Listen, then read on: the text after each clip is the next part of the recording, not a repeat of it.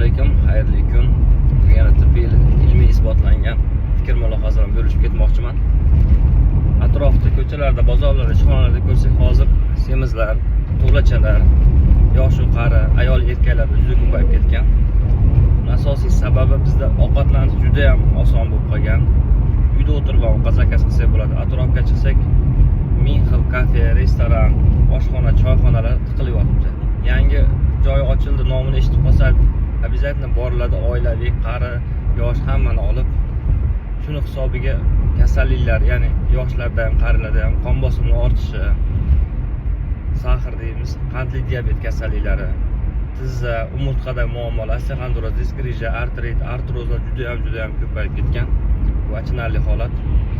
Bu holat 30-40 yil oldin Amerika Qo'shma Shtatlarida ham kuzatilgan ekan. Ularda xuddi shunaqa ovqatlanish, fast foodlar hamma yoq oson bo'lib ketganligi tufayli shunaqa kasalliklar ko'payib ketgan. Lekin ularda hozir qarasangiz sog'lom turmush tarziga, jismoniy harakatlar ko'paytirishgan, to'g'ri ovqatlanishga o'tishgan. Bizda ham bu ogohlikka chaqirish kerak.